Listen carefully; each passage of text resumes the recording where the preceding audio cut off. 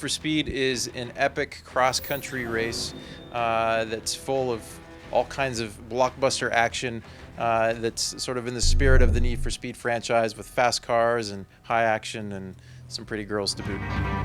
Our partnership with SI has given us access to Irina Shayk and Christy Teigen, who are swimsuit models for Sports Illustrated, which is pretty exciting.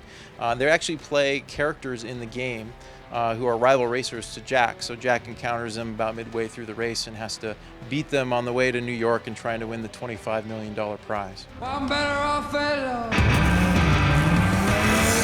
Setting up the avalanche a bit, Jack is sort of forced at this point in the story to try and make up some time, which means he's going to try and save some time by driving through the mountains. Now, at the same time, they're trying to do avalanche control, so he's basically racing another racer who's trying to take back that same amount of time, beat that racer, and outrun the avalanches happening right next to him at the same time. So it's full of high racing and high action, and he basically is trying to outrun two things at the same time and survive and still make his way to New York. The environment and sort of cops in the mob are always sort of on your tail and playing a role. Do we have something that's just like the avalanche at other parts of the game? Not specifically, but there's definitely a lot of other elements where we try to use the environment and the sort of the natural drama that provides as part of the experience of the run itself. There definitely are shortcuts in a lot of the different tracks. So if you have a keen eye and you see maybe a closed road and you can take that off, you can definitely make up some time on your competitors. Like any other good racing game or a Need for Speed game, you certainly can find a shortcut if you're looking for it. Ice certainly plays a role in the Independence Pass level for sure. And like I mentioned before, we definitely try to lean into weather and the environment as much as we can to sort of add that level of danger. So there will be wet roads. There will definitely be scary drives up on high, narrow mountain roads where you have to really try and keep the car on the track in order to survive.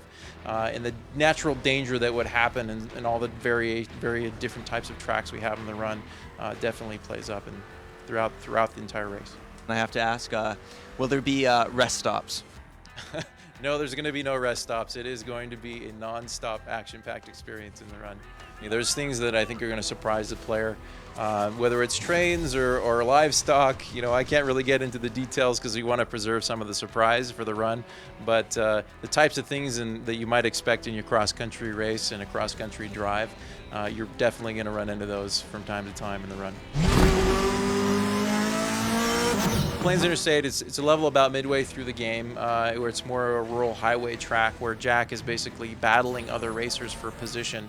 We're introducing our new battle mode, which where Jack is set up against 3 to 4 other racers, and the timer's ticking down. He's got to get past them before the end of the race. So we do that to add a bit more variety and kind of change up the pacing of the game and to try to give those highs and lows of the run and make sure that every race feels different from one another.